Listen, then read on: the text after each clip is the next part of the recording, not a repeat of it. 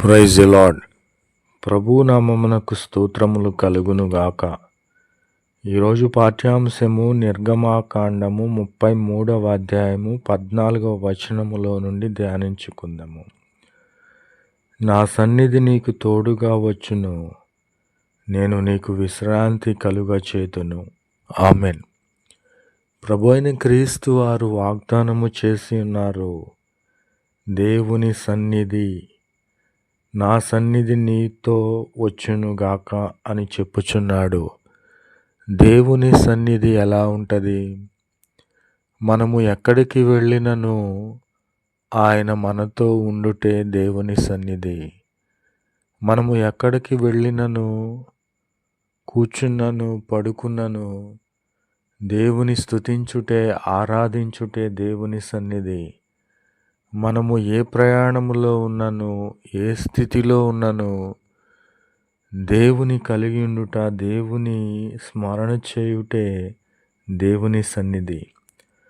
నా ప్రియమైన సహోదరి సహోదరులారా, దేవుని సన్నిధి మనకు తోడుగా ఉండాలంటే మనము దేవుని ఆజ్ఞలను పాటించాలి. దేవుడు మనతో ఉన్నాడు అంటే ఆయన సన్నిధి ఉన్నట్లే. కాబట్టి మనకు విశ్రాంతి కలుగచేసే దేవునిగా ఉన్నాడు. మన వ్యాధి బాధలను తొలగించి మన యొక్క ప్రతి విధమైనటువంటి భారం అంతటినీ కూడా తానే మోసి మనకు విశ్రాంతి కలుగచేసే దేవునిగా ఉన్నాడు. కాబట్టి ఆయన సన్నిధిలో మనకు సుఖ సంతోషములున్నవి. దుఃఖము లేదు, ఏడుపు లేదు, కన్నీరు లేదు. ఆయన సన్నిధిలో మనకు నిత్యము కూడా సంతోషములే ఉన్నవి. కాబట్టి ఆయన సన్నిధి మనకు తోడుగా ఉన్నప్పుడు మనము చింతించాల్సిన అవసరము లేదు. నిశ్చయముగా మనము విశ్రాంతిని, సమాధానమును పొందుకొని దేవునితో ఉండాలని ప్రభు పేరిట మనవి చేయుచున్నాను. ఆమెన్. కాబట్టి ఆయన సన్నిధి మనకు తోడుగా ఉండగా మనం ఈ విధముగా చెప్పగలగాలి, with god nothing shall be impossible. ఆయన మాట ఏమాత్రము కూడా నిరర్ధకము కాదు. ఆయన మాట ఏమాత్రము కూడా వ్యర్థము కాదు అని అర్థము. కాబట్టి ఆయన వాగ్దానము చేసి ఉన్నాడు, నా సన్నిధి నీకు తోడుగా ఉండునని, నీకు ప్రతి విషయంలో కూడా విశ్రాంతి కలుగునని చెప్పగలిగినప్పుడు మనము దేవుని గూర్చి విధముగా పలకాలి, with god nothing shall be impossible. దేవుడు చెప్పినటువంటి ఏ మాట అయినను నిరర్ధకము కాదు, వ్యర్థము కాదు. ఎందుకంటే ఈయన ఏమి చెప్పినను అది చేసే దేవుడు. లోక సంబంధముగా చూసుకోండి, అధికారులను కానీ, మనుషులను కానీ, బంధుమిత్రులను కానీ మీరు పరిశీలించండి. మాట ఇచ్చి తప్పిపోతారు. వారికి అది సాధ్యమే. ఎందుకంటే వారు ఏమాత్రము కూడా మన కార్యములు నెరవేర్చరు, మాట తప్పేవారుగా ఉన్నారు. కానీ ఈయన మాట తప్పని వాడు, ఏదైతే చెప్తాడో అది చేసే దేవుడు. మన జీవితంలో ప్రతి వాగ్దానమును నెరవేర్చే దేవునిగా ఉన్నాడు. కనుక మనం ఈ విధముగా చెప్పగలగాలి, with god nothing shall be impossible. ఆయన చెప్పిన మాట ఏదైనాను అది నిరర్ధకము కాదు, వ్యర్థము కాదు. సమస్తము కూడా జరిగించే దేవునిగా ఉన్నాడు. నా ప్రియమైన సహోదరి సహోదరులారా, నీ జీవితంలో ప్రభు అయిన క్రీస్తు వారు వాగ్దానము చేసి ఉన్నారు.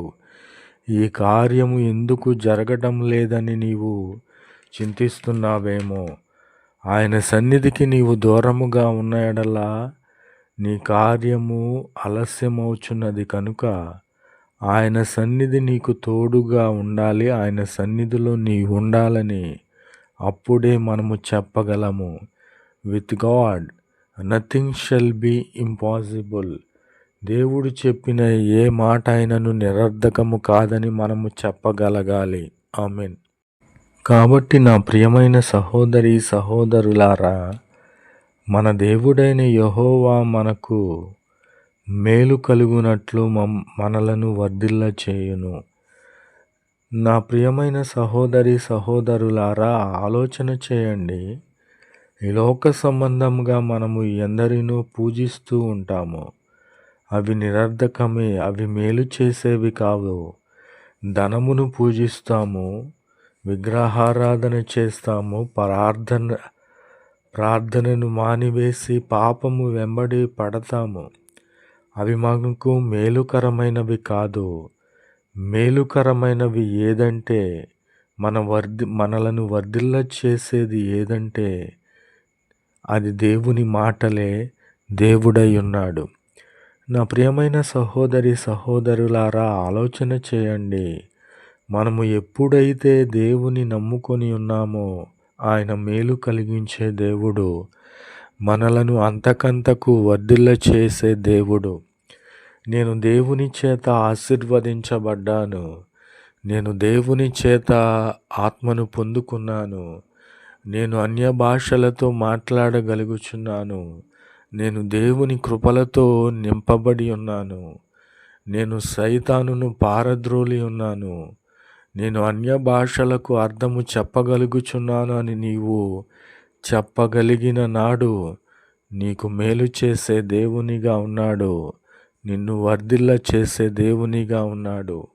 నా ప్రియమైన సహోదరి సహోదరులారా, ఈ లోక సంబంధముగా మనము వేరే ఊరు వెళ్ళాలంటే ఈ లోక సంబంధమైన టికెట్టు కావాలి. మనకు పరలోక రాజ్యము కావాలంటే నీవు దేవుని ఆత్మ చేత నింపబడిన వాడవు దానవు అయితే మాత్రమే పరలోక రాజ్యపు టికెట్టును పొందుకోగలవు. కాబట్టి మన దేవుడైన యెహోవా మనకు మేలు కలుగునట్లు మనలను వర్ధిల్ల చేయును కాక. ఆమేన్.